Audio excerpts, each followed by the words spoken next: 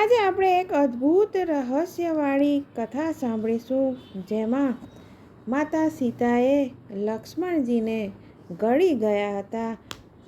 શા માટે એવું કર્યું હતું તે જાણીશું. એક સમયની વાત છે. મર્યાદા પુરુષોત્તમ શ્રી રામ રાવણનો વધ કરીને ભગવતી સીતાની સાથે અવધપુરી પાછા ફરે છે.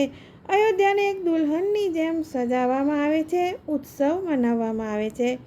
જ્યારે આ ઉત્સવ મનાવવામાં આવી રહ્યો હતો ત્યારે જ સીતાજીને ખ્યાલ આવ્યો, તેમને યાદ આવ્યું કે વનવાસ જતાં પહેલાં તેમણે સરયૂ નદી સાથે એક વાયદો કર્યો હતો કે જો તેઓ ફરીથી પોતાના પતિ, પોતાના સ્વામી અને પોતાના દિયર સાથે સકુશલ અવધપુરી પાછા ફરશે તો તેઓ વિધિવત રૂપથી તેમનું પૂજન અર્ચન કરશે. આ જ વિચારીને સીતાજીએ લક્ષ્મણને સાથે લઈ જઈને રાત્રિમાં સરયૂ નદીના તટ પર જાય છે અને સરયૂ નદીની પૂજા કરવા માટે લક્ષ્મણને જળ લાવવા માટે કહે છે કે તમે જળ લઈ આવો. લક્ષ્મણજી જ્યારે જળ લેવા માટે ઘડો લઈને સરયૂ નદીમાં જાય છે, તેમાં પાણીમાં ઉતરે છે, ત્યારે કથામાં આગળ શું થાય છે તે અંત સુધી અવશ્ય સાંભળશો. જય શ્રી કૃષ્ણ મિત્રો, સ્વાગત છે તમારું મારી ચેનલ સ્નેહ સાગરમાં. જો આ કથા પસંદ આવી હોય તો મારી ચેનલ લાઈક, શેર કરી, સબસ્ક્રાઈબ કરી બેલ આઇકોન હિટ કરશો.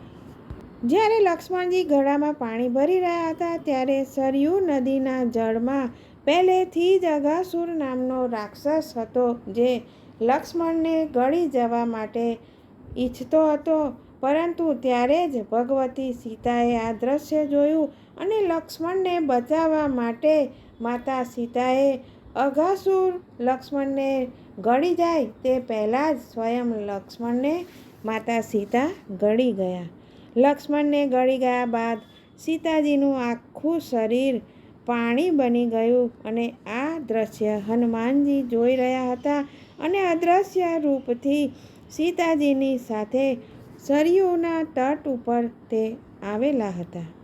તે તનરૂપી જળને શ્રી હનુમાનજીએ ગળામાં ભરીને ભગવાન શ્રી રામના સામે લાવી દીધું અને બધી ઘટના જે ઘટી હતી તે શ્રી રામને કહી સંભળાવી.